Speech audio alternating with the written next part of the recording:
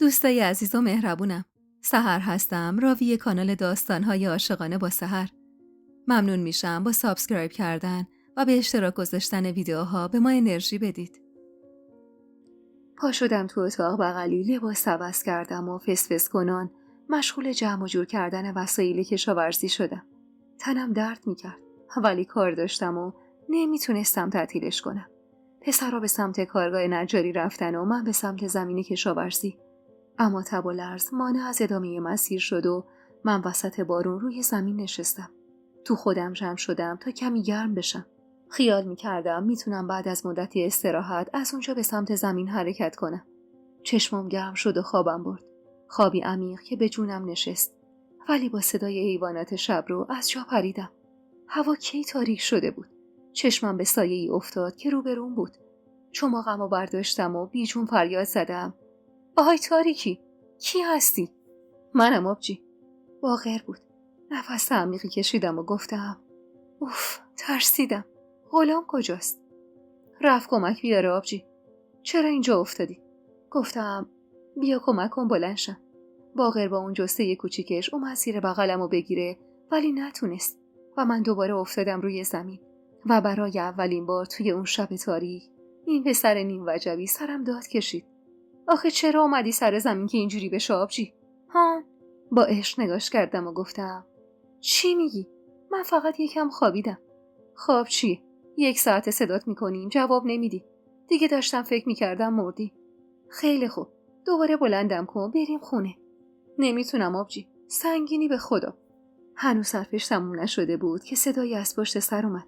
باقر، بیدار شد؟ آره بیا. خسرو خان، بفرمایید. اومدم اعتراض کنم ولی صدا از حلقم در نیومد. هرچی زور داشتم جمع کردم و سرش داد کشیدم.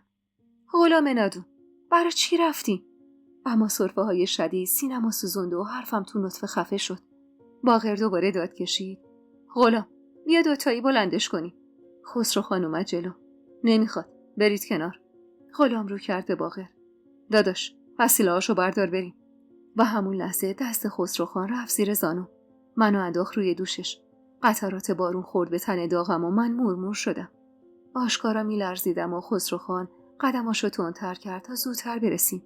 میفهمیدم به سمت عمارت داره میره. اما خواستم روی حرفم پافشاری کنم.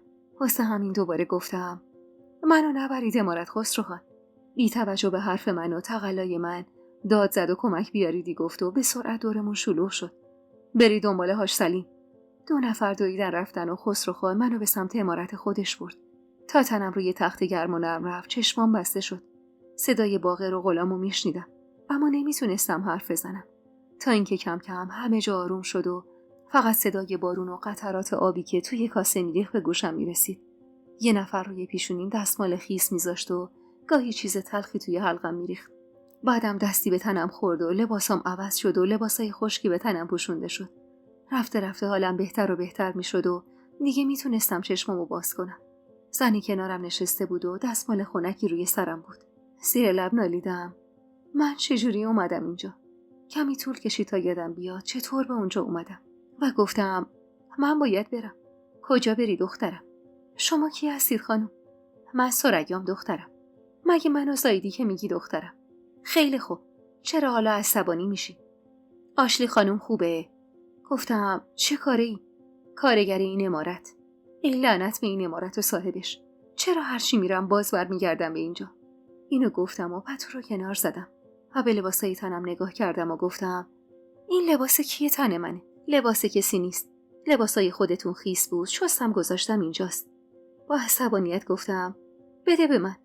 و رفتم پشت پرده و لباسمو عوض کردم تا از اونجا بیرون برم. اما وقتی برگشتم نه سریا بود نه ظرف آبش.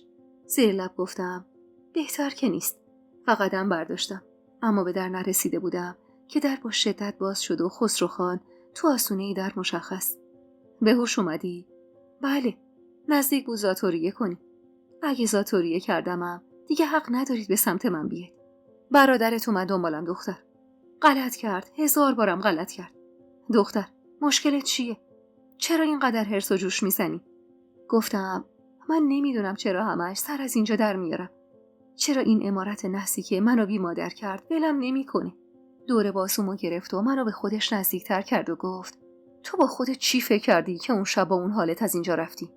که مادر این دست گله درگیر گناهی شده؟ گفتم برای چی مادرمو اینجوری توصیف میکنی؟ دلت میخواد پشت سر مردشم حرف را بندازی؟ چرا ولش نمیکنی؟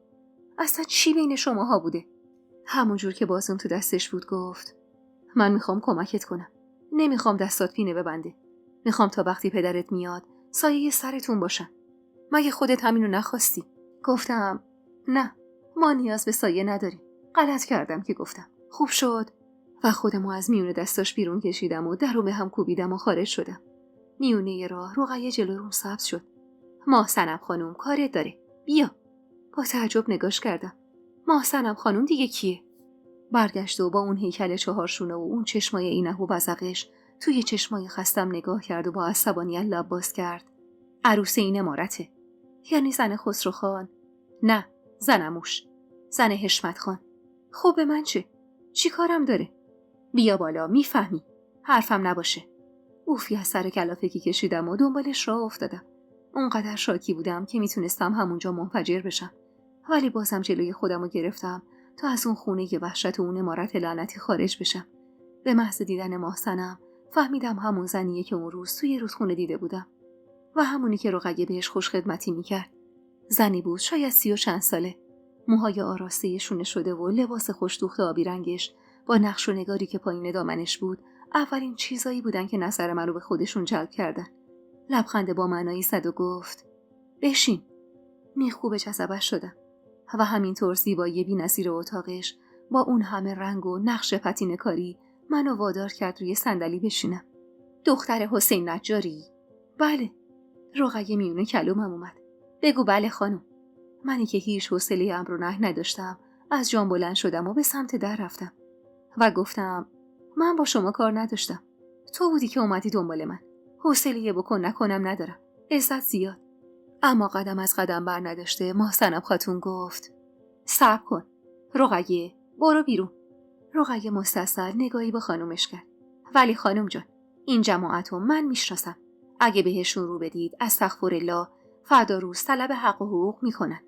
ماه صنم اما با لحن جدی و آروم کمی تونه صداش رو بالاتر برد تا این یه خانم با اصل و نسب به زیر دست شالی کنه. رئیس کیه؟ گفتم برو بیرون. رقیه که حسابی خیز شده بود چشمی گفت و سر پایین انداخت و خواست بره.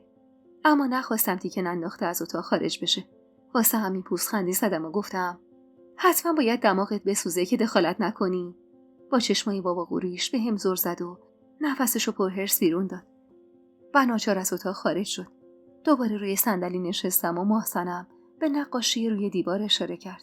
نقاشی که یه مرد بود روی صندلی کنار ماه صنم و 5 دختر که از قضایی که از اونا نوزادی بود تو بغل مادرش. عکس خانوادگی پررنگ آبی که از دیدنش سیر نمی شدم. مخصوصا قیافه مرد که یحتمل حشمت خان بود. صدای ماه صنم رشته افکارم رو پاره کرد. شنیدم بدهکاری. گفتم کی به شما گفته؟ پاشو روی پاش انداخت و گفت وقتی اونجوری روی دوش خسرو خان قدم به این عمارت گذاشتی فهمیدم نباید یه دختر معمولی باشی. 5 روز تمام تو اتاق شخصی خسرو خان در بستر بیماری بودی و از شیر مرغ تا جون آدمیزاد برات فراهم کرد تا خوب شی. برادراتو زیر پروبال خودش گرفت و شبا بهشون سرپناه داد. با اینکه از حرفش تعجب کرده بودم اما به روی خودم نیاوردم و گفتم خب که چی؟ پرسجو کردم. پدرت برای درمان برادرت خیلی توی آبادی بدهی به جا گذاشته. دوباره گفتم که چی؟ بدهی گذاشته که گذاشته. صافش میکنی.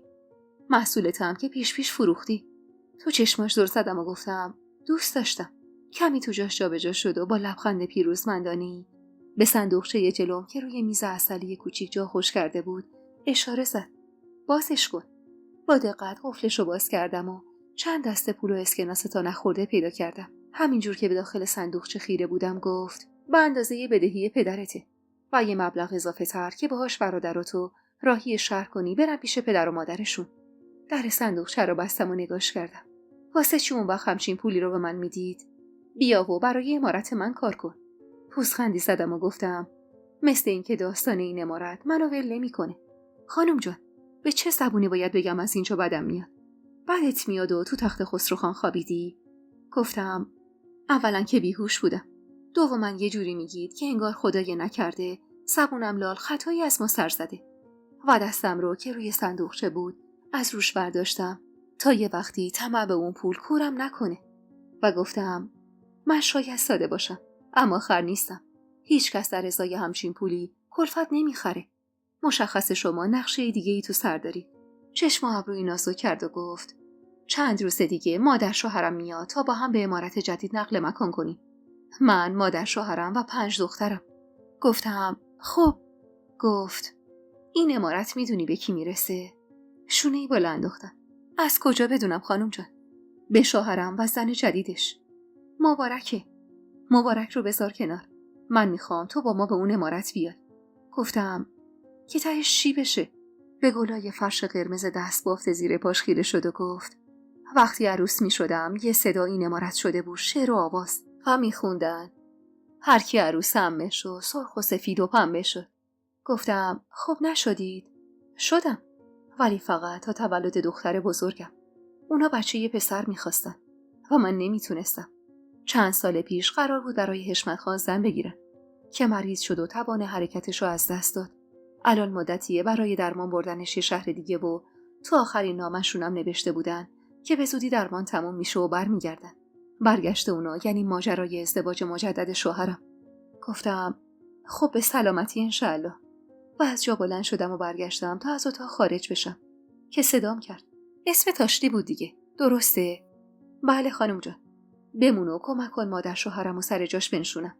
برگشتم و نگاش کردم. اون وقت چجوری؟ هیچی. کاری نداره. برای 1 سال زن شوهرم بشو و گوش و چشم من باش تا بتونم زندگی بچه هامو نجات بدم. چند لحظه این مکث کردم. باورم نمیشد چی شنیدم. اما کمی بعد خودم رو جمع جور کردم و گفتم چی میگید خانم جان؟ مگه دیوانم که بیام هوای شما با 5 تا بچه بشم؟ مگه دیوانم که خودم رو به این عمارت بیدر و پیکر گره بزنم؟ میونه حرفم اومد. آشلی. صداش پر از خواهش بود. ولی سر داغ و جوش کرده من این چیزا رو نمیفهمید. گرهی به ابروهام دادم و گفتم خانم جان بگرد یکی همرده خودت پیدا کن، نه من رعیت ساده یه لاغبا. کمی به هم نزدیکتر شد و ادامه داد. برای من سخت بود که با تو از نقطه ضعفم صحبت کنم، اما مجبور شدم. فقط کمکم کن دخترامو نجات بدم. با استیصال گفتم چرا دست روی من گذاشتید؟ چون ترجیح میدم برای شوهرم زنی بگیرم که خودم بشناسم تا کسی که مادرش انتخاب میکنه و به قصد نابودی من و بچه‌هام قدم به این عمارت میذاره. تنم یا آن لرزید. حرفای محسنم رو نمیتونستم حذف کنم و یا آن شک کردم که شاید قصد و غرضی بیشتر از اینی که میگفت داره و برای همین منتظر حرف بیشتر نشدم و با تنفر به سمت در حرکت کردم و گفتم مخ من عیب نکرده خانم جان. برو از این روستا دست روی یه زن دیگه بذار. من از خودت و شوهرت و این عمارت بیزارم. بیزار. نزدیکم شد و دستمو گرفت. نرو آشلی. واسه چی نرم؟ مجبورم نکن کاری بکنم که نمیخوام. گفتم من هیچی برای از دست دادن ندارم. برو هر کاری میخوای بکن خانم جان. هر کاری. و درو بستم و با خودم فکر کردم نکنه بلایی سرم بیاره. ولی واقعا من هیچی نداشتم که از دست بدم. نه پولی بود، نه خانواده‌ای و نه شوهر و نه بچه‌ای. خودم بودم و 2 تا برادر ناتنی که هر وقت عرصه بهمون تنگ اومد میتونستیم خودمونو به پدرمون برسونیم و همینم خیالمو راحت‌تر میکرد. با خروج از اون عمارت انگار جون تازه‌ای بهم بخشیده شد. به سمت کارگاه نجاری پدرم رفتم و غلام و باقر رو اونجا دیدم. با دیدنم لبشون به لبخند باز شد. سلام آبجی. آبجی خوب شدی؟ نگاهی به هر دوشون انداختم و گفتم آره خدا رو شکر. میرم خونه. شما هم دیگه نرید عمارت. بیایید اونجا. چشم. راستی آبجی. برگشتم و گفتم هان یه سفارش گرفتی. باقر گفت سقف خونه ملا حسن آب میده. داریم میریم چوب بزنیم براش. چشمم رو هم فشردم و گفتم پس مراقب خودتون باشید. دیگه پولی نمونده برای درست کردن دست و پای شکسته شما 2 تا. خندیدن و چشم گفتن. منم ازشون جدا شدم. اما بی دلیل دلم شور میزد و میترسیدم نکنه محسنم بلایی سر این 2 تا پسر بیاره. نکنه بلایی سر خودم بیاره. الکی خودم رو درگیر این عمارت کرده بودم و نحسیش داشت دامنم رو میگرفت. فکر کردم به محسنم و پیشنهاد ابلهانش فقط تا وقتی که قدم توی خونه بذارم با من بود و بعد از اون دیگه فراموشم شد. اون روز ترجیح دادم کمی استراحت کنم و کارای عقب مونده خونه رو انجام بدم. و تا شب بشه خونه شده بود دسته گل. حتی چوبی که برای اسب شالی آورده بودم تراشیدم و تا شب فقط مونده بود رنگ و روغنش. موقع شام بود که غلام و باقر با دماغ آویزون و چند تا پول سیاه اومدن خونه. دماغشون آویزون بود و من دلم هول برداشت و گفتم سلام بچه‌ها، چی شده؟ هیچی آبجی. مولا حسن حتی پول چوبی که استفاده کردیم من بهمون نداد. فقط یکم پول سیاه محض خرج کردن گذاشت کف دستمون. همین. واسه چی آخه؟ گفت باباتون به من بدهکاره و من بدهیشو اینجوری صاف میکنم. گفتم بیجا کرد. دلم به حالشون خیلی سوخت. با چه شوق و ذوقی رفته بودن و با چه حال و روزی برگشته بودن. 4 قدم و سرم کشیدم و خواستم بیرون برم که غلام صدام کرد. آبجی ولش کن. همین که یه طلبکار کم شده ما راضیم. باقرم در تایید حرفش گفت آره آبجی، میخواستیم پولش رو بگیریم بریم بدهی صاف کنیم دیگه. خب بذار همینجوری بدهیمون رو داده باشیم. گفتم آخه با هیچی چطور میتونیم زندگی کنیم؟ چقدر بی‌انصافه که نذاش لااقل 2 تا قسطش کنه. ما 3 تا آدم نیستیم. غلام بلند شده و اومد سمتم. بیا شام بخوریم. خدا رو شکر این دندونگرد از طلبکارا خط خورد. باقر با اون 2 تا چشم معصومش نگام کرد و گفت آبجی دیگه امارت نمیری کار کنی؟ نگاش کردم و گفتم امارت؟ نه نمیرم. غلام دستی به اسب چوبی گوشه اتاق کشید و گفت چه اسب قشنگی ساختی. نشستم روی سکو و بی توجه به حرفای پسرا مثل ماست وا رفتم. برق پولای ماه صنم هنوز توی چشمام بود و خستگی برادرام که بی‌مزد و مواجب توی تنشون مونده بود. به خودم نهیب زدم که 1 سالش سخته و بعد وضعیت بهتر میشه که در به صدا در اومد. باقر در رو باز کرد و با 1 کیسه کوچیک سیاه رنگ برگشت. شاد بود و میخندید. آقا رضا بود آبجی. گفت رفته شهر به آقامون سر زده، اونم این پولا رو فرستاده، گفته باهاش بدهی رو بدید. مثل اینکه عباس حالش بهتره بردنش خونه. با خوشحالی پریدم و کیسه رو از دستش گرفتم و مشغول شمردن شدم. و همونطور که میشمردم گفتم خدا رو شکر. نگفت کی برمیگردن. چرا؟ گفت عباس تازه داره تمرین میکنه که بتونه با پاهاش راه بره. اما باید یه مدت دیگه نزدیک همون دواخونه بمونه. غلام با ذوق و شوق به جمعمون اضافه شد و گفت من که میگم محصولو که برداشت کردی ما هم بریم. شمردن پولا تموم شده بود که رو کردم بهش. نمیشه عقل کلخان. بعدش موقع کشت برنجه. حالا که عباس خوب شده و خرجا کمتر، یعنی آقا جون میتونه همینجوری برامون پول بفرسته. شما 2 تا هم بچسبید کار و بارتون. هوایی نشید یه وقت. پولای توی اون کیسه سیاه اگرچه کم بود، ولی باهاش تونستم بخشی از پول همسایه ها رو بدم. توی سیاه ترین لحظاتی که نزدیک بود پام بلغزه و به سمت محسنم کشیده بشم، آقا جونم برام یه نشونه فرستاده بود. نشونه‌ای که امید رو تو هر 3 تای ما تقویت کرد. اون روزا کارم این بود که به زمین سر بزنم و به محصولاتش رسیدگی کنم و بعضی وقتا هم روی اسب کار میکردم. بین آدمای اون عمارت دلم برای شالی گاهی تنگ میشد. با اون موهای بلند طلایی و چشمای کشیدش خودشو بدجوری توی دلم جا کرده بود. انگار که مدت هاست میشناسمش. رنگ و روغن اسبشو که زدم یه روز صبح اول وقت گذاشتمش روی دوشم و به سمت عمارت رفتم. اسممو گفتم و منو به سمت عمارت خسروخان هدایت کردن. به محض باز کردن در با پسر بد عنق و بد اخلاقش روبرو شدم. سلام دادم و به زور جوابی از دهن خشکش بیرون اومد. آروم گفتم شالی کجاست آقا؟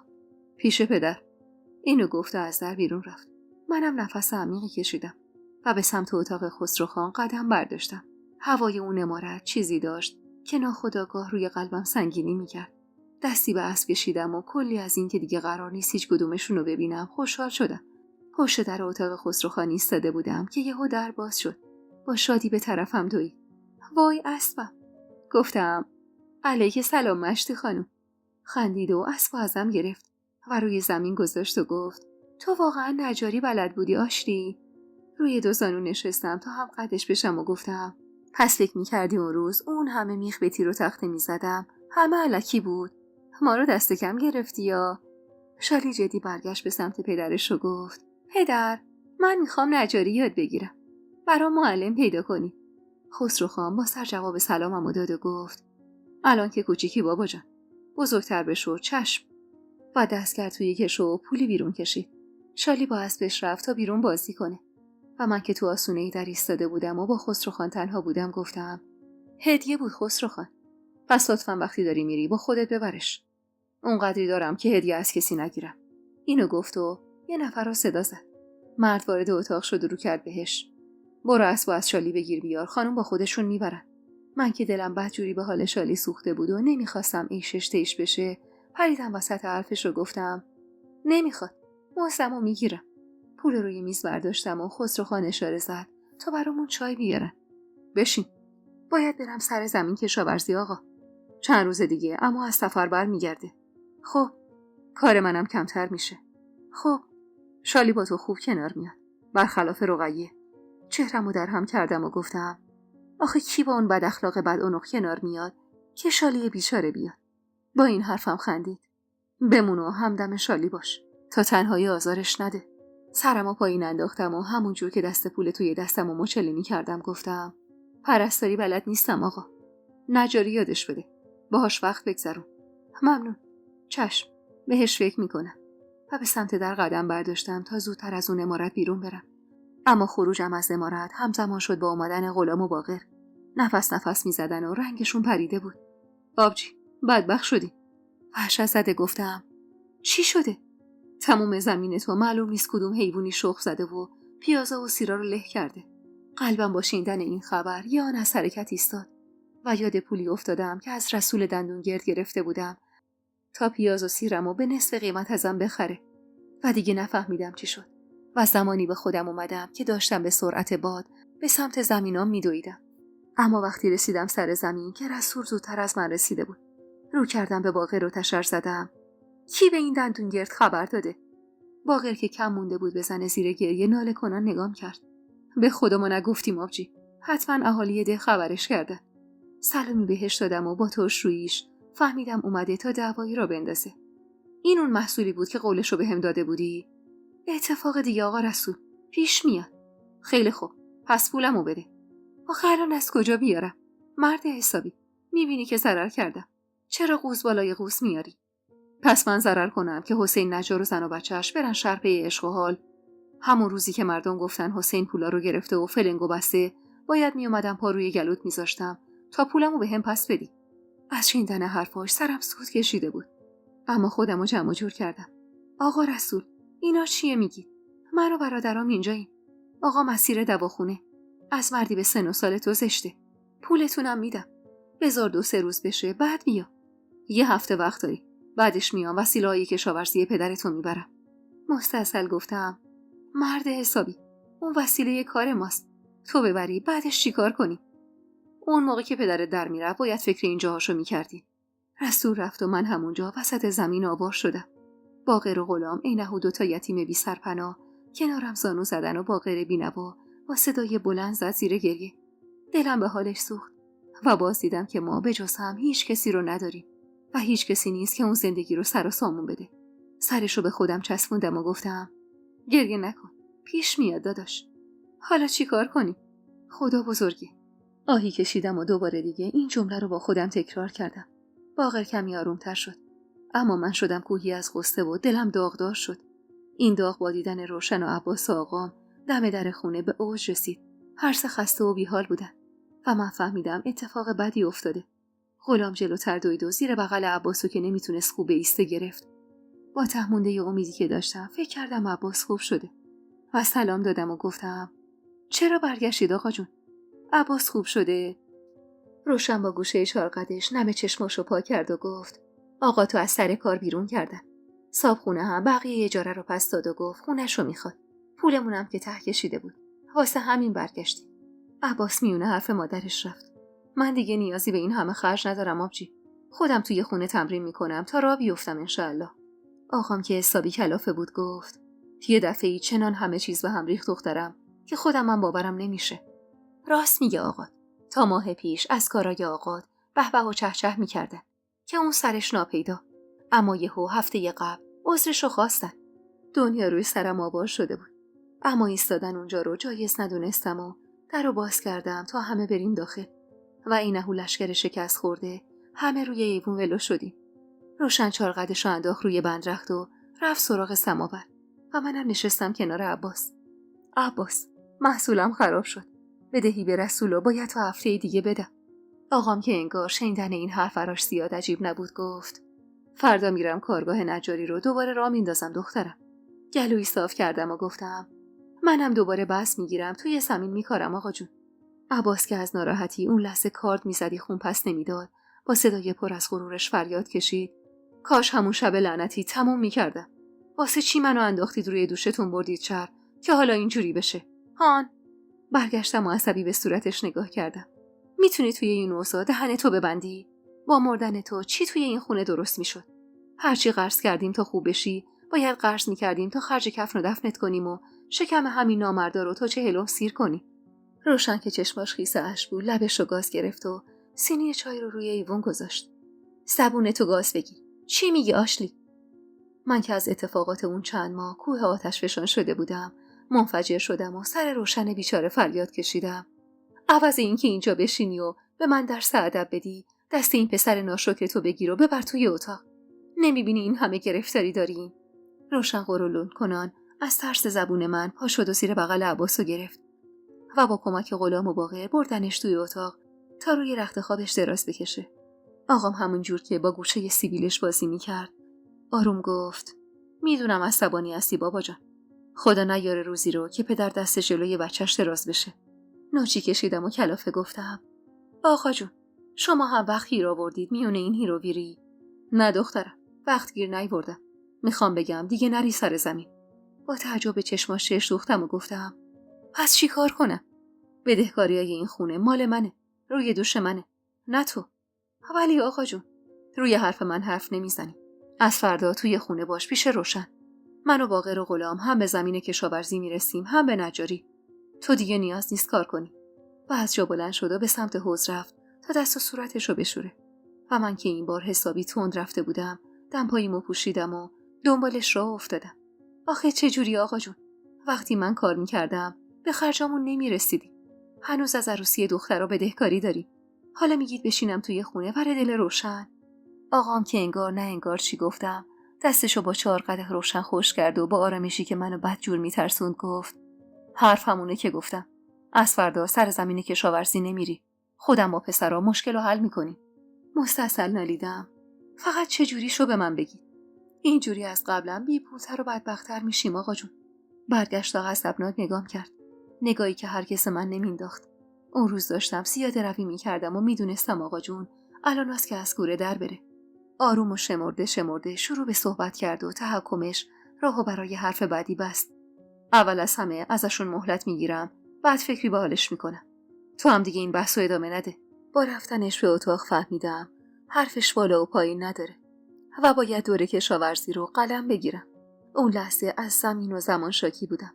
از عباس که با بی‌دقتیش همه رو اسیر کرده بود تا روشن که دهنش رو وقت و بی وقت باز میکرد و حالا باید روزها وقتمو با اون میگذروندم.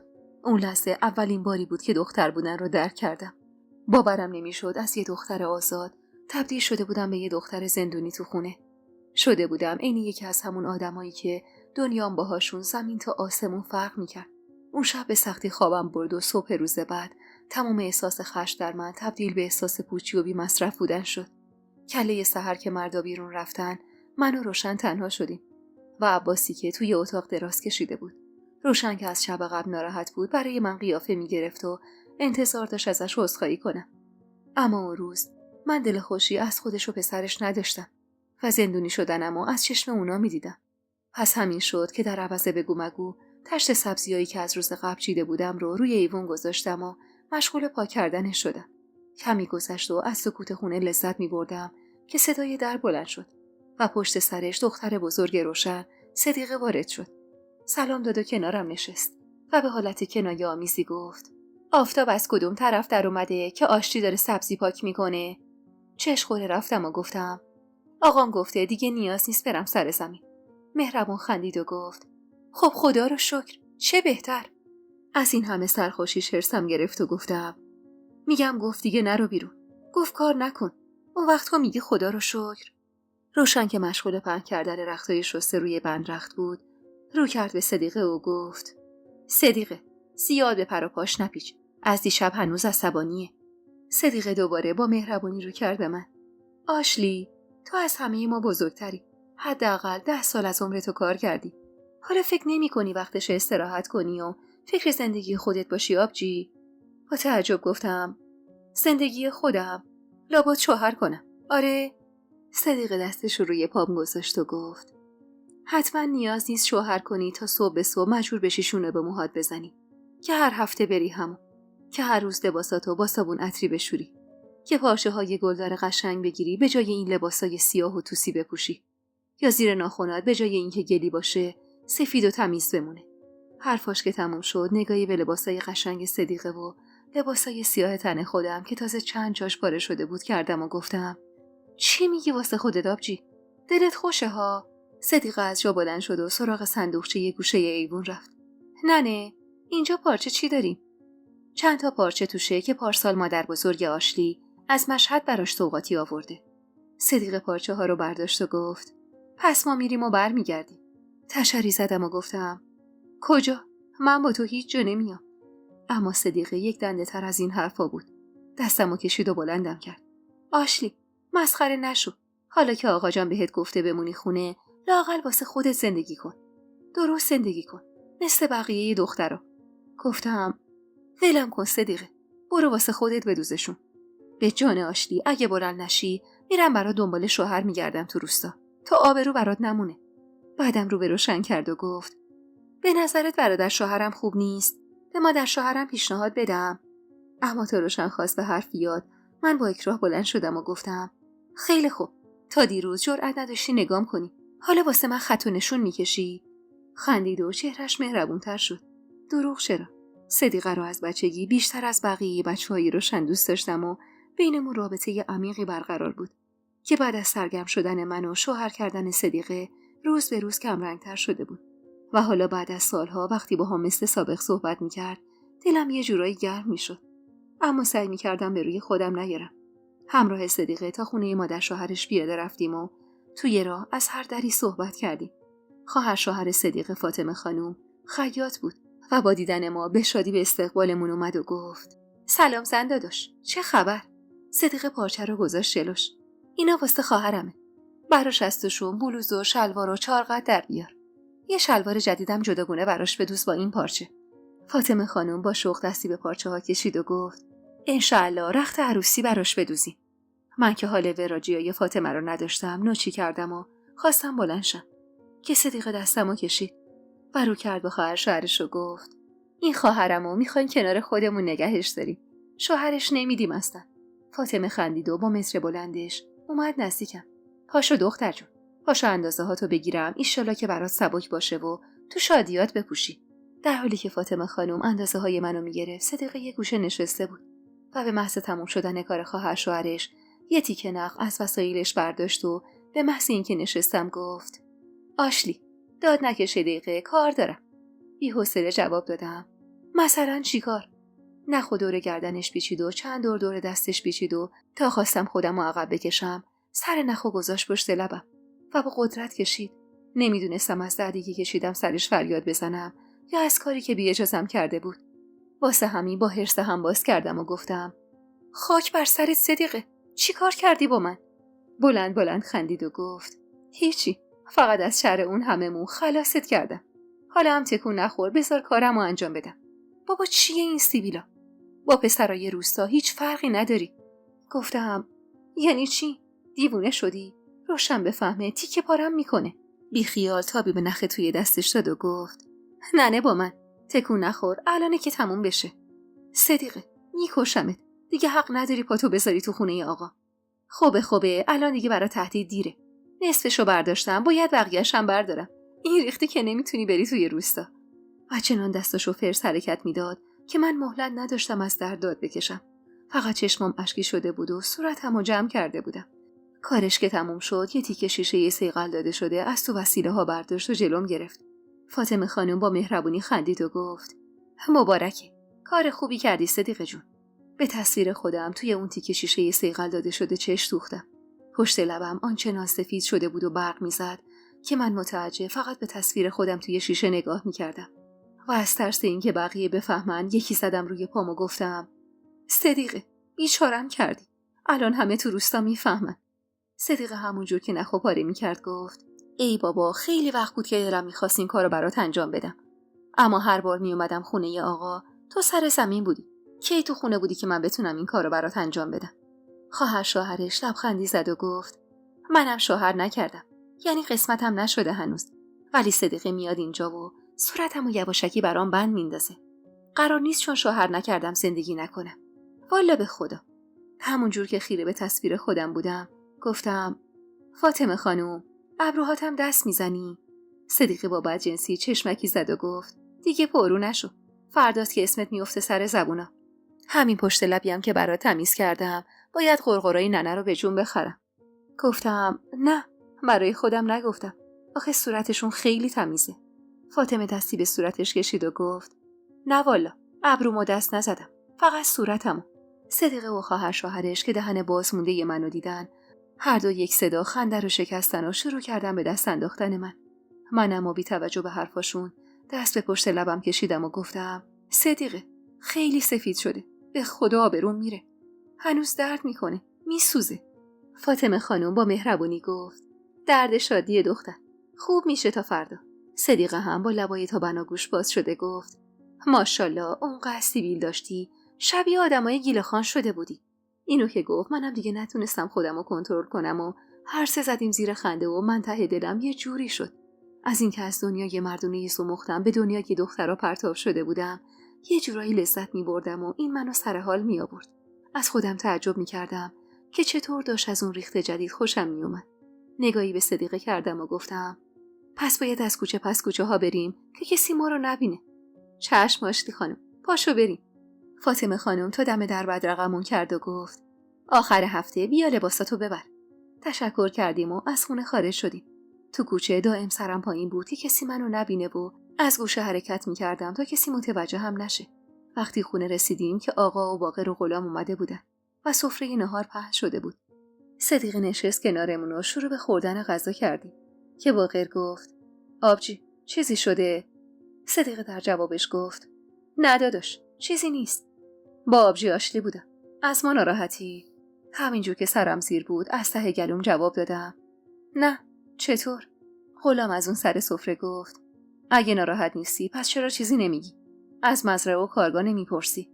آهی کشیدم و گفتم وقتی نمیام اونجا پس دیگه مهم نیست که چیزی هم بدونم در موردشون. باقر با همون زبون بچگونه و شیرینش گفت آبجی، به خدا جات خیلی خالی بود، همش یادت کردیم امروز. گفتم باشه. غلام گفت فردا میای با هم بریم؟ آقام نوچی کرد و غلام حساب کار دستش اومد و گفت ببخشید آقا جون.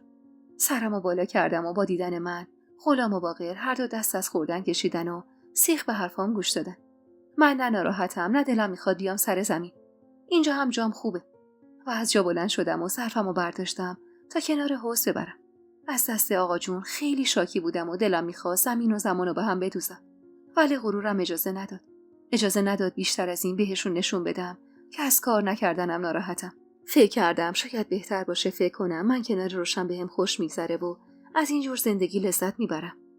موقع بیرون رفتن از اتاق گفتم من میرم بشقاب عباس ازش بگیرم بشورم. باقر سوغلمی به غلام زد و آهسته ولی جوری که منم میشیدم گفت آدم یه روز نره سر کار که اینقدر قیافش عوض نمیشه داداش. غلام اما بهش تشر زد دهن تو ببند، غذاتو بخور. صدیقه بعد از نهار رفت و دوباره بعد از رفتن مردا من و روشن تو خونه تنها شدیم.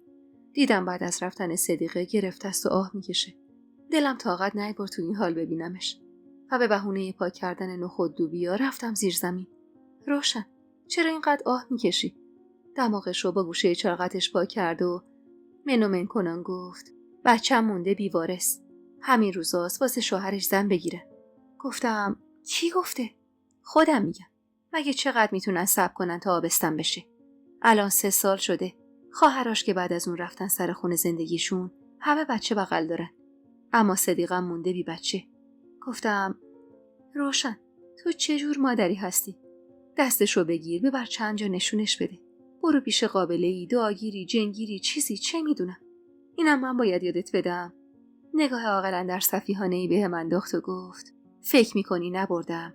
هر چقدر منو دست و پا چلفتی ببینی اما من بازم یه مادرم. شاید تو رو به دنیا نیاوردم ولی از 1 سالگی تر و خشکت کردم. حواسم به همتون هست. بردمش چند جا. حتی توی اون دواخونه شهر. با یه ماما هم حرف زدم. دست با چه گفتم؟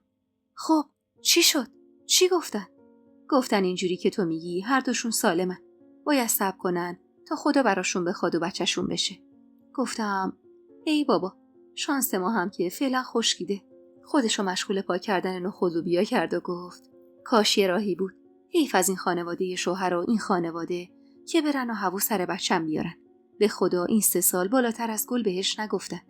باور میکنی آشلی؟ از شنیدن قصه های روشن منم قصه‌ام گرفت. آه کشیدم و خودم و گوشه مطبخ جمع کردم و گفتم روشن، میترسم بگم خدا بزرگه خودش خندش بگیره. بگی این همه بلا سرتون آوردم، باز میایید و مجیزم و میگید. روشن لب گزید و استغفراللهی گفت و رفت سراغ دیگه غذا. فکر نکن به فکر تو نیستم. فکر نکن برای من از بقیه سوایی. من وقتی به دستات نگاه میکنم از خودم خجالت میکشم. ولی چه کنم که از روز اول منو اینجوری بی ارزه آفریدن. نوچی کشیدم و گفتم ای بابا، حالا من عصبانی بودم یه حرفی زدم. تو چرا اینقدر دنبالش رو میگیری؟ فراموشش کن دیگه. باشه، اما تو هم فراموش کن که روزی عینهو مردا توی زمین کار میکردی. آشلی، کار کشاورزی داره تو رو نابود میکنه دختر. فکر پیری و کوریت باش.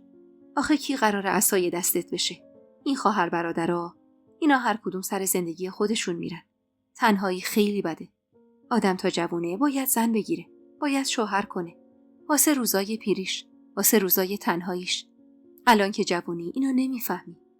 اما پیر که بشی میفهمی که امروز چی بهت گفتم. گفتم بابا روشن خانم، بذار 2 دقیقه باهات خوب باشم بعد بیا مخ منو بخور. حالا کو خواستگار، کو شوهر؟ کی اصلا زن این ریختی میخواد؟ آفتاب سوخته و بد ترکیب و انتر.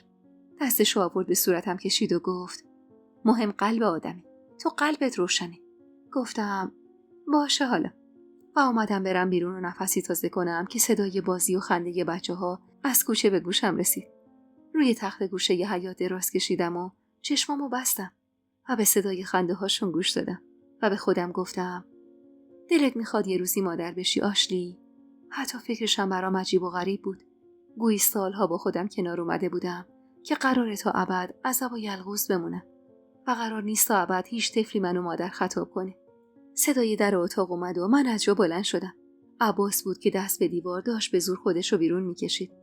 رفتم زیر بغلشو گرفتم و خواستم از دلش در بیارم. از وقتی تو مریض خونه دیدمت خیلی بهتر شدی داداش. 2 روز دیگه میپری و میدوی و میری تو کوه درختا. غمگین خندید و گفت آبجی، منو هر روز راه میبری؟ گفتم چرا؟ میخوام زودتر راه رفتنمو ببینید. میخوام این همه قرض و قله بیفایده نباشه. آروم گفتم تو اگه راه هم نری همین که یه متر زبون سر جاشه یعنی قرض و قله ها عبث نبوده. خنده ای تلخی کرد و گفت به پای تو که نمیرسن. گفتم دیدی که چطور زبونمو کوتاه کرد؟ کی آبجی؟ آقا جون؟ بله آقا جون. سر پا بشم دیگه اصلا نمیذارم پا توی گل بذاری. با خنده گفتم روزی که اختیارم دست تو بیفته روز مرگ منه آقا عباس. عباس اما جدی گفت بسته هرچی نخوردی و کار کردی و نپوشیدی تا ما قد بکشیم. فکر نکن نمیبینم کاراتو. تا اندازه این ننه بابا برای ما زحمت کشیدی. حرفشان چنان احساساتیم کرد که چشمم خیس شد به اشک و آروم سغلمه‌ای زدم بهش و گفتم تا اشک منو در نیاری ولکن نیستی. خواست چیرینی کنه که صدای در اومد و بعدش در باز شد. چشمم که به شالی افتاد نیشم تا بناگوش باز شد. عباس روی تخت نشوندم و دستمو برای در آغوش کشیدنش باز کردم. موهای بلندشو ناز کردم و بوسیدمش. کی آوردت اینجا شالی جان؟ پدرم. و برگشت و به در اشاره کرد و من با دیدن خسروخان تو آسونه در دست شالی رو گرفتم و به استقبالش رفتم. سلام آقا. دیدم به شالی سر نمیزنی، دلش تنگ شده بود، من آوردمش پیشت. منم دلم براش تنگ شده بود. چشماشو روی صورتم چرخوند و کمی اخ کرد و پرسشگونه به صورتم نگاه کرد و گفت چیزی شده؟ بعد موقع آوردمش؟ نه اصلا. میخواستی بری زمین کشاورزی؟ نه، زمینم که خراب شد آقا. دهن رسولگدا باز موند. آقام دیگه مزرعه رفتنم و برام قدغن کرد. پس چرا عصبانی نیستی و داد نمیکشی؟ دست شما درد نکنه آقا. یعنی ما دعوایی هستیم؟ گفتی مزرعت خراب شد. چی خرابش کرد؟ نمیدونم. یا از خدا بی خبر خیر ندیده. چشماش برق زد ولی کاملا خونسرد به سمت دیگه ای نگاه کرد و گفت پس بیکار شدی؟ کم و بیش. پیشنهادم هنوز سر جاشه. آروم گفتم فکر نکنم به هم اجازه بدن. اوهمی کرد و سر تکون داد و گفت به هر حال. گفتم شالی تا کی میتونه بمونه؟ چطور مگه؟ شب باشه فردا بیارمش. شالی که پیشنهاد منو شنید پرید بالا و گفت پدر میشه بمونم؟ قول میدم بچه یه خوبی باشم. چشمشو دور تا دور خونه انداخت و گفت مراقبش هستی؟ گفتم مثل تخم چشما. خیلی خوب. شالی از خوشحالی جیغ کوتاهی کشید و دوید به سمت عباس که روی تخت نشسته بود. منم بعد از رفتن خسروخان در رو بستم و رفتم سراغش. باورم نمیشد که خسروخان به همین راحتی به من اعتماد کرده بود و دختر یکی و دونش رو به دست من سپرده بود. اولین روز کاریم همراه با اتفاقات جور و جور و جالبی شده بود و من برخلاف انتظارم داشت خوشم میومد. دست شالی رو گرفتم و با زغال روی زمین شکل لیلی کشیدم و با سنگ شروع کردم به بازی. شالی هم پشت سرم شروع کرد و از صدای خنده های ما روشن بیرون اومد. با دیدن شالی دستاشو با لباس پا کرد و گفت دختر جون، دختر کی هستی؟ شالی در نهایت ادب لبخند زد و سلام داد. اسم پدرم خسروه. اسم مادرم هم ربابه. اسم داداش بزرگم مجید و اسم داداش کوچیکم حسینه. روشن که از تعجب دهنش باز مونده بود گفت تو دختر خسروخانی؟ بله خانم. ای وای ببخشید خانم جان، نشناختمتون. تصدقتون بشم. شما کجا و این کلبه درویشی ما کجا؟ با دهن باز به پاچه‌خواری روشن گوش دادم و سعی کردم جلوی خودم رو بگیرم و بهش نپرم. اما واقعا سخت بود. بیشتر از همه تلاش احمقانه روشن به چشمم خنده‌دار می اومد. شالی با ادب گفت خواهش میکنم. آشلی دوست منه. اومدم بهش سر بزنم. مگه نه آشلی؟ از ادب و کمالات شالی اونقدری خوشم اومده بود که نتونستم جلوی سوغم رو بگیرم. بغلش گرفتم و بوسه بارونش کردم و گفتم پس چی که دوست منی؟ تازه میخوام چوب بیارم و با هم یه قاشق چوبی بسازیم. چطوری؟ شالی دستشو به هم کوبید و پرید هوا و گفت آخ جون.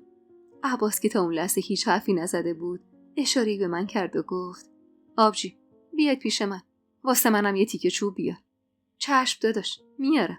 و دست شالی رو گرفتم و رفتم چند تیکه چوب از توی انباری آوردم و ستایی نشستیم روی تخت و مشغول بریدن چوب شدیم.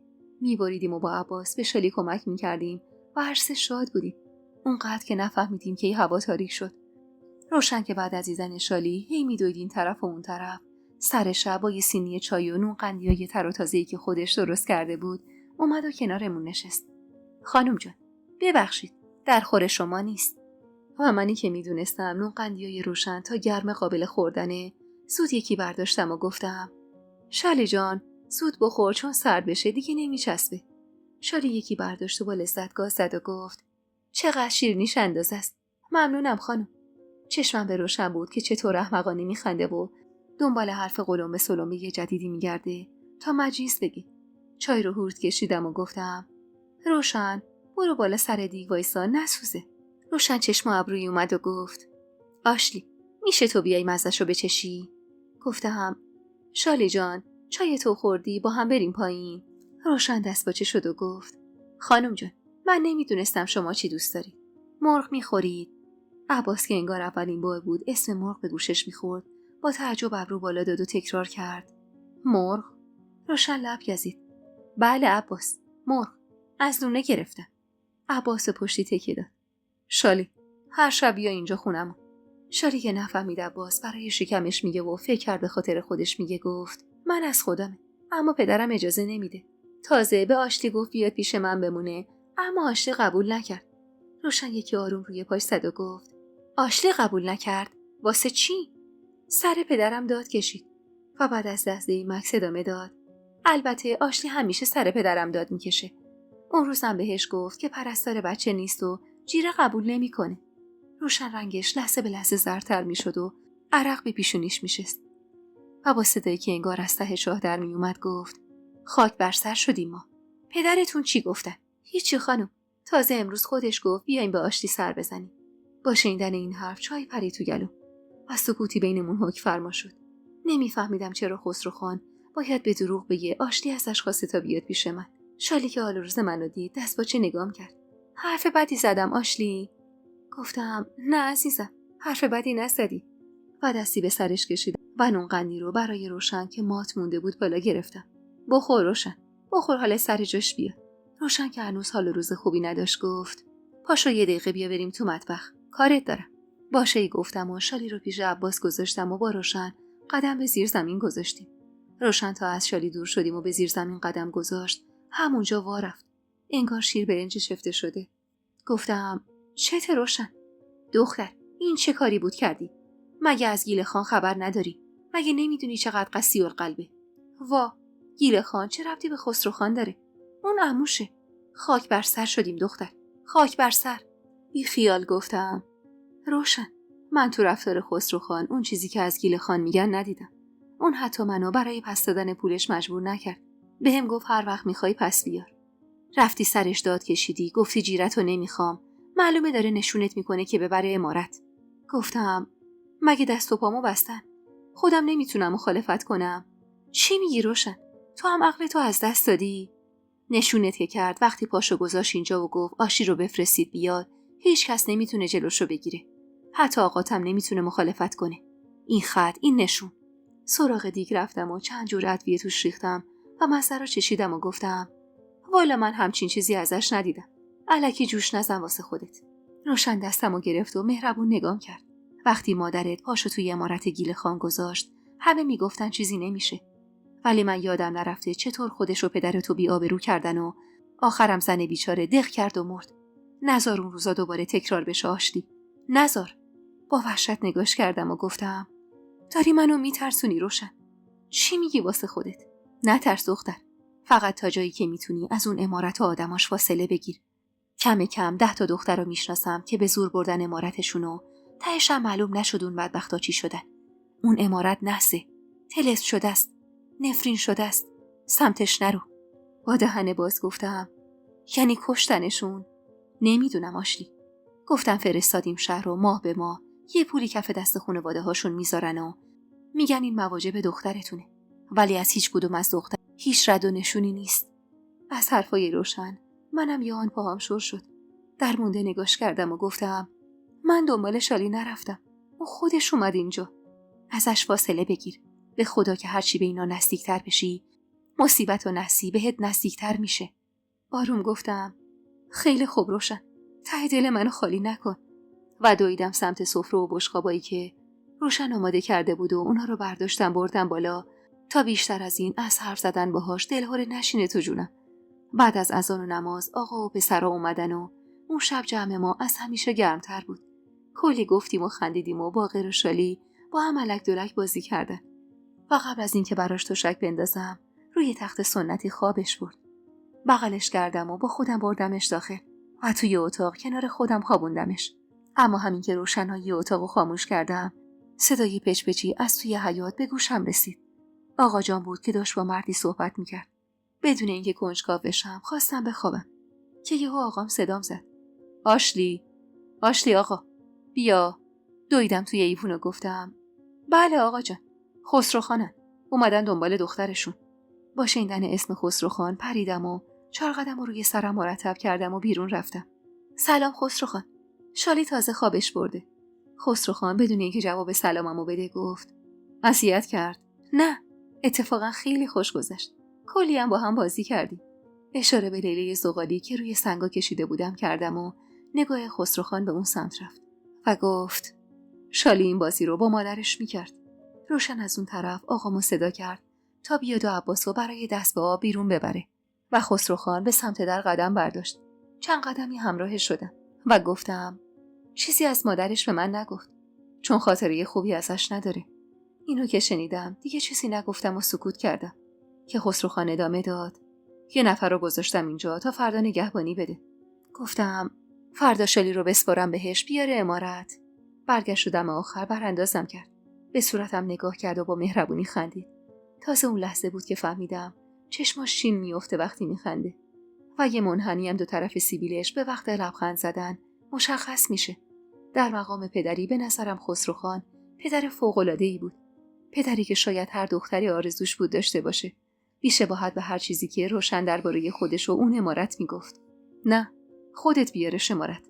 چشم میگفتم و اون گفت میبینمت. شب بخیر گفتم و اونم گفت شب بخیر آشنی. اسمم آروم و زیر لبی گفت، اما خوب میتونستم بشنوم. بعد از رفتنش در رو بستم و همونجا تکیه به کلون چوبی دادم و چیزی توی سینم میجوشید و میخروشید و بی‌طاقتم میکرد. چیزی که انگار میخواست منو به عمارت گیل خام برسونه. اما یهو یاد حرفای روشن افتادم و سعی کردم این خیال خام رو از سرم بیرون بندازم. نیشخندی زدم و به ماه توی آسمون نگاه کردم و گفتم چه خیال خامی. کلفتی عمارت که این همه ذوق نداره دختر. یادم اون شب سرم که به بالش رسید نگاهم به صورت بی‌نقص شالی افتاد و آرزو کردم که ای کاش مادر همچین دختر با ادب و خوشگلی بودم. کنار شالی بودن احساس زنانه‌ای رو در من بیدار کرده بود که اصلا نمیدونستم در درونم وجود داره. احساس مادری کردن. چه احساس شیرینی بود. صبح روز بعد روشن برای شالی و همه ما صبحونه مفصلی آماده کرد و بعد از رفتن مردا ما هم به جنگل رفتیم. تازه گل‌های بنفشه از گوشه کنارا داشتن سبز می‌شدن و گل‌های رنگ و رنگ. جنگل رو حسابی خوشگل کرده بود. توی سبد کوچیک کمی گل چیدم و لابلاش سبزه گذاشتم و همراه شالی و اون مردی که خسروخان برای مراقبت از ما گذاشته بود به سمت عمارت حرکت کردیم. وارد حیاط عمارت که شدیم همه در تک و پوی گردگیری و به شور و به ساب و درگیر کار خودشون بوده. محسنم روی ایوون عمارت خودش نشسته بود و چای می نوشید. و رقیه هم کنارش ایستاده بود. با دیدن من هر دو چشماشون خیره موند. انگار از چیزی تعجب کرده باشن. محسنم چیزی در گوش رقیه گفت. فکر کردم بازم قرار احضارم کنه. سر تکون دادم سلامی گفتم و به سمت عمارت خسروخان روونه شدم. بعد از در زدن با شالی و سبد گلش وارد اتاق کارش شدیم. با لبخند سبد گل روی میز کار پدرش گذاشت و گفت سلام پدر، اینو منو آشتی برای شما چیدی. چقدر قشنگ. پیشنهاد کی بود دخترم؟ شالی برگشت و من نگاه کرد و گفت آشتی پدر جان. اون گفت پدرت از این گل خوشش میاد. خسروخان با صدای بلند قهقهه‌ای زد و صدای ذوق زدش منو خجالت زده کرد. واسه همین آروم به شالی اشاره زدم و گفتم فکر کردم یه روز عمارت نبوده با گل بیاد بهتره. خسروخان گلو از نظر گذروند و با ذوق گفت عالی بود. شالی هیجان زده گفت بذارید همینجا بمونه تا خوش بشه پدر. بازم من و آشتی میریم براتون میچینیم. خسروخان گونه های دخترش رو کشید و گفت هرچی شالی خانم من بگه. با گفتن با اجازه میخواستم از در بیرون برم که صدام زد. بمون. چای میخوری؟ مزاحم نمیشم. شالی جان برو تو اتاق لباساتو عوض کن، همه گلی شدن دخترم. شالی منو بوسید و رفت بالا و ما تنها شدیم. نگاه خسروخان روی گلا بود و من خجالت زده از حرف شالی دوباره به حرف اومدم و بی اختیار گفتم قشنگ آقا. خسروخان در جوابم گفت عوض نشدی؟ نه خیر. چطور؟ یه جوری شدی. به زور با صدای گرفته از شرم گفتم نه خوبم. پس بازم به شالی سر بزن. خواستم اعتراض کنم که انگشت اشارش رو بالا برد. به عنوان مهمون بهش سر بزن. نمیدونم چی شد که یهو یاد بدبختی و بدهکاریامون افتادم و به این فکر کردم که یحتمل آقا جون به زودی از خر شیطون پیاده میشه و من باید برگردم سر کار تا از گرگو میشه سر صبح تا بوق سگ کار کنم، بلکه یکم از طلبکارامون کم بشن. واسه همین نفسمو با حسرت بیرون دادم و گفتم چشم، با اجازهتون. اشاره به چای کرد. پس چای؟ نوش جان، صرف شده و از اتاقش خارج شدم. اما دیگه من اون آشلی سبکبال سابق نبودم. یه مرگیم بود که تا اون روز نشده بود. سینم سنگین بود و دلم گرفته بود. با خودم گفتم لابد هوایی شدم و دلم برا شالی تنگ شده. اما خوب میدونستم که اینجوری نیست. اون روز تا غروب که مردا بیان سر به کار خودم بودم و کمتر با روشن یا عباس هم کلام میشدم. شبم که مردا اومدن همشون این لشکر شکست خورده بی حال و خسته یه گوشه‌ای ولو شدن. روشن شستش خبردار شد یه اتفاقی افتاده و باقی رو که از همه دهن لق‌تر بود کنار کشید. چی شده پسر؟ چرا آقات اینقدر ناراحته؟ هیچی ننه. دم غروبی 3 نفر اومدن کارگاه دنبال پولشون. هرچی گفتیم مهلت بدید ندادن و به جاش ابزار کار آقا رو برداشتن و بردن. روشن یکی روی پاش زد و گفت خدا مرگم بده. لابد از فردا بقیه‌شون میان و میافتن تو خونه زندگیمون. باقر با بغضی که به گلوش چنگ مینداخت گفت دیگه نمیتونیم کارگاه بریم. دیگه هیچی نیست که باهاش الوا رو برش بدیم و میخ بکوبیم. کارگاه آقا جون تعطیل شد ننه. تعطیل. بچه بیچاره که برای اون همه بدبختی سن خیلی کمی داشت اینا رو گفت و زد زیر گریه و صدای نالش تا آسمون هفتم رفت. دلم براش کباب شد و بغلش گرفتم. آقا جون با دیدن ما از خونه زد بیرون و تا خود صبح برنگشت و غلام همونجا توی سرما با یه لاپتو روی همون تخت سفت و سخت خوابش برد. فردا صبح با صدای در از جا پریدم.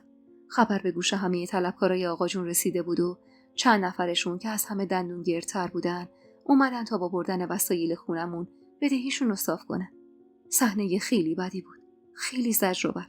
عباس روی ایوون با اون پاهای ناتوان فریاد میزد و خواهش میکرد تا وسیله ها رو نبرن. روشن گریه میکرد و من نمیدونستم باید چی کار کنم. مسبب اون همه بدبختی من بودم. منی که پدرم پیشنهاد دادم قرض کنه و عباس رو نجات بده. عباسی که هنوز نمیتونست راه بره و خوب نشده بود و ما مونده بودیم با آبروی ریخته شده‌ای که سالها ذره ذره جمعش کرده بودیم.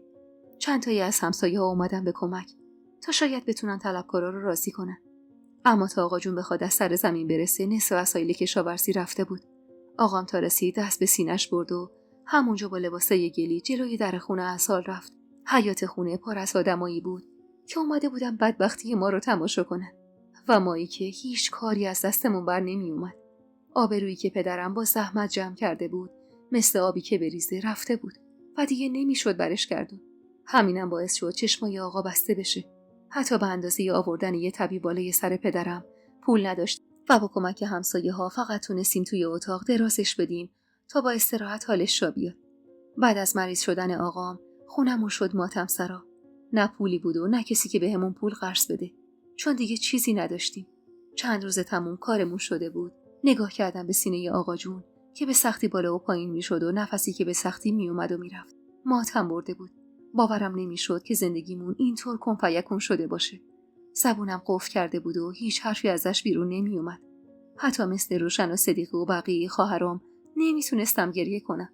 من نجات جون پدرم و وظیفه خودم میدونستم و از اینکه اونقدر بی‌عرضه بودم که توان جمع کردن خانواده‌مو نداشتم به شدت احساس ضعف میکردم.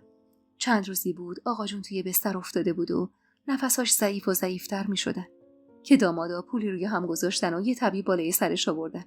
طبیب که پیرمرد حاذقی بود نگاهی به ماها کرد و گفت برید کاراتونو بکنید و آماده بشید. اینی که من میبینم نهایت تا 2-3 روز دیگه دوام بیاره. حرف طبیب تموم نشده صدای جیغ روشن توی گوشم پیچید و من گوشه ی اتاق وا رفتم. آقام داشت ترکمون میکرد. داشت میرفت پیش مادرم تا منو با این خانواده تنها بذاره. باورش برام سخت‌تر از اونی بود که بشه به زبون آورد. حال اون روزمو خدا نصیب گرگ بیابون نکنه. بعد از حرف طبیب دامادا رفتن دنبال راستوریست کردن کارا و دخترا موندن بالای سر آقا. صدای ناله های عباس که از نیمه شب تا خود صبح توی گوشم میگشت جیگرم و خون میکرد. حتما اون بیشتر از همه خودشو مقصر میدید و حالش از همه ما خرابتر بود. چقدر اون روزا دلم به حال خودمون میسوخت، به حال بیکسیمون و بدبختیمون. صبح روز بعد صدیقه و خواهرا رفتن تا تو امامزاده چله‌ای که برداشته بودن ادا کنن و دعا بخونن. منم که نمیتونستم توی اتاق بمونم و اون حال آقامو ببینم رفتم بیرون و خواستم روی تخت سنتی بلوشم که در به صدا در اومد. پشت در رقیه بود. همراه با یه پاکت اومده بود توی حیاط. با دیدنش ترس برم داشت. واسه همین بلند شدم و دویدم سمتش. سلام، اتفاقی افتاده؟ نه، از طرف محسنم خانم اومدم. خب، گفتم بهت بگم هنوز روی حرفشون هستن و میتونی به عمارت بیای. ولی این دیگه آخرین فرصتته. بعد از این ماجرا جور دیگه ای رقم میخوره. با گیجی گفتم یعنی چی؟ تهدیدم میکنی؟ ایشون گفتن بهت بگم اگه این پاکت رو بگیری و قبول کنی که با عزت و احترام میبرنت. وگرنه جوری میشه که هم این پولا از دستت در میره، همین که عروس زندونی عمارت میشی.